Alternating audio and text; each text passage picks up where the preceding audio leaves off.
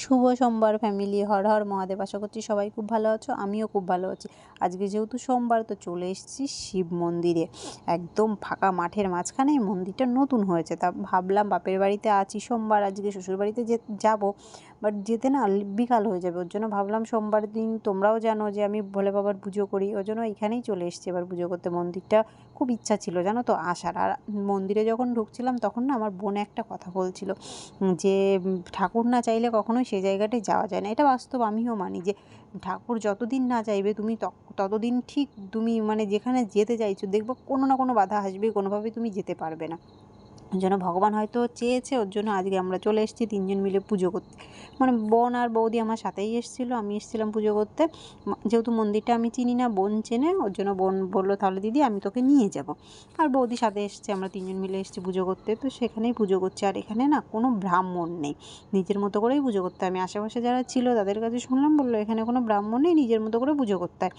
সোমবার ওরা মন্দিরটা পরিষ্কার করেই রেখেছিল, ওই জন্য আমি আমার মতো করে যে আমি যেটুকু জানি, যেভাবে আমি নিজের ঘরে পুজো করি ঠিক সেইভাবেই এখানে আমি পুজো করছি। আর তোমরা তো জানোই যে ভোলে বাবার প্রতি আমার আলাদা একটা টান আছে, মানে কেন জানি না।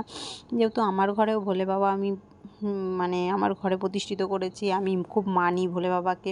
তো ওর জন্য আমি আমার মন থেকে যেমনভাবে পারি, আমি যেভাবে ঘরে পুজো করি সেভাবেই এখানে পুজো করছি। তো পুজো টুজো করে না, মানে কি বলবো, চারিপাশটা যখন দেখছিলাম এত সুন্দর, তোমাদের আমি মানে দেখাবো। চারিপাশটা এত ভালো, চারিদিকে শুধু না চাষের জমি, তার মাঝখানে এই মন্দিরটা। মানে আশেপাশে পুরো ফাঁকা জায়গা, চাষের জমি, দূরে কিছু বাড়ি আছে।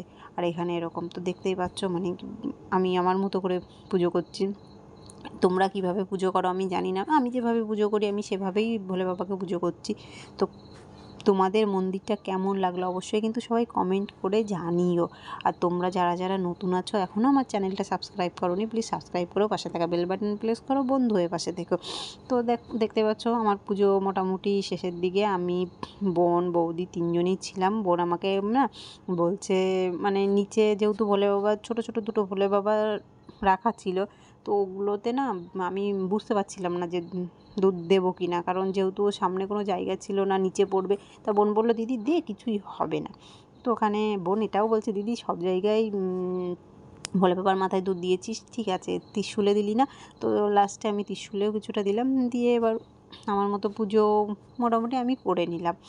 মানে কি বলবো, মন্দিরটা গিয়ে আমার সত্যি খুব ভালো লেগেছে। নেক্সট টাইম আমি আবার যাব, যখনই যাব আমি তোমাদের সাথে আবার শেয়ার করব যে আমি ওই মন্দিরে গেছি। তো তোমাদের কেমন লাগলো মন্দিরটা, দেখো আমি তোমাকে তোমাদের মন্দিরের ব্যাকগ্রাউন্ডটা তোমাদের ঘুরে দেখাচ্ছি, কেমন লাগলো অবশ্যই কিন্তু সবাই কমেন্ট করে জানাবে।